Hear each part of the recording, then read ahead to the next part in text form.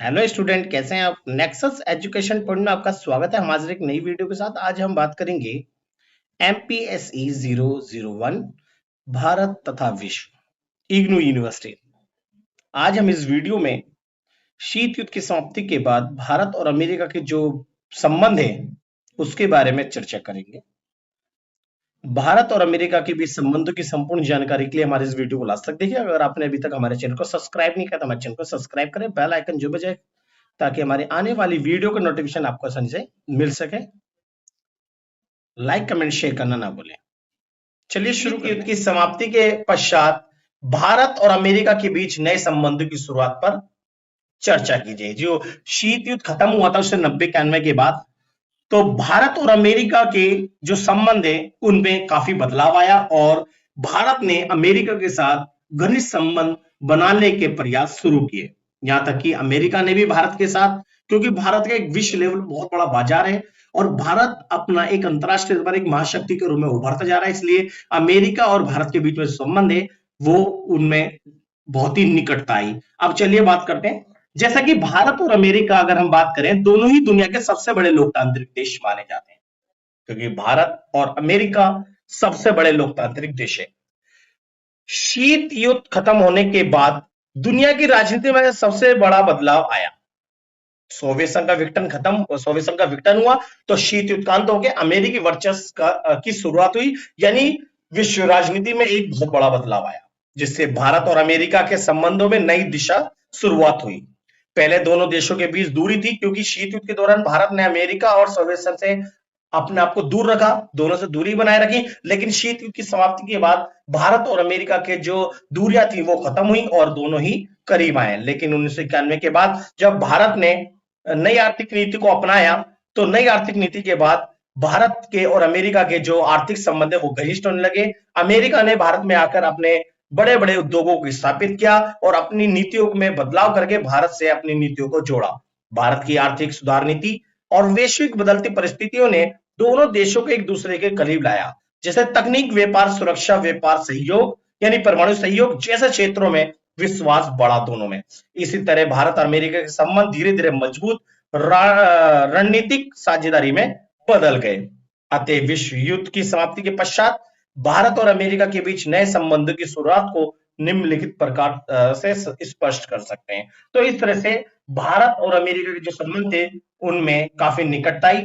तो इसका पहला पॉइंट जो है 1991 में जो शीत युद्ध खत्म हुआ था उसके बाद विश्व राजनीति बदली और भारत अमेरिका ने एक दूसरे को नए दृष्टिकोण से देखना शुरू किया और दोनों के जो संबंध थे उनमें काफी निकटता आई। ये एक सबसे बड़ा बदलाव था और भारत और अमेरिका में जो एक नया दृष्टिकोण यानी एक नया अध्ययन जो चालू हुआ था वो शीत युद्ध की समाप्ति के बाद हुआ था, जो कि विश्व राजनीति में जो बदलाव आया।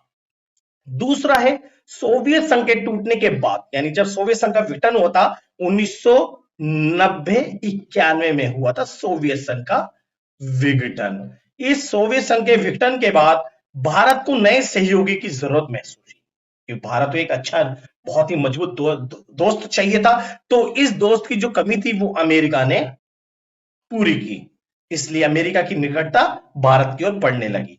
थर्ड पॉइंट जो है भारत की 1991 की आर्थिक उदारीकरण की नीति। जब भारत ने 1990-91 में नई आर्थिक नीति को अपनाया तो इस आर्थिक उदारीकरण की नीति की वजह से भारत के अमेरिका के साथ व्यापार और निवेश के नए अवसर खोले और भारत ने अमेरिका के साथ नई आर्थिक नीति के आधार पर वैश्वीकरण को ध्यान में रखते हुए आर्थिक संबंध स्थापित किए, जिससे दोनों की निकटता बढ़ी।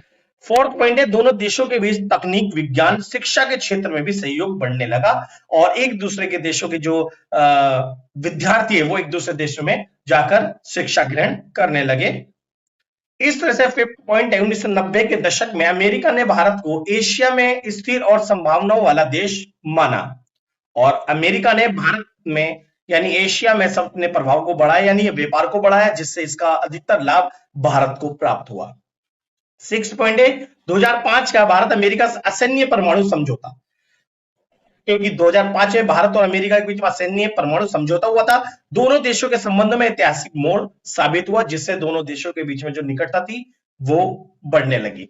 सेवंथ है आतंकवाद के खिलाफ लड़ाई में दोनों देशों ने एक दूसरे का सहयोग किया। जब 9/11 की घटना में जब अमेरिका के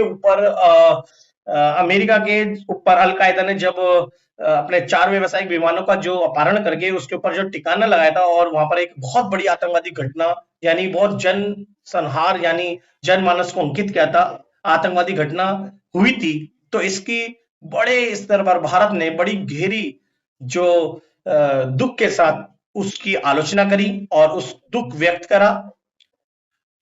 ठीक उसी प्रकार जब भारत के अंदर जो संसद भवन में जो आतंकवादी घुसे थे और उन्होंने यहाँ पर बहुत बड़ी घटना को अंजाम दिया था, तो उसके लिए अमेरिका ने भी बहुत ही दुख व्यक्त करा था, जिसके कारण हम दोनों देश के जो विचार थे आतंकवाद के खिलाफ वो एक थे और दोनों ही जो है आतंकवाद को लेकर बहुत ही निकट आए, जिससे दोनों देशों के बीच में जो करीबी थी वो बढ़ने लगी।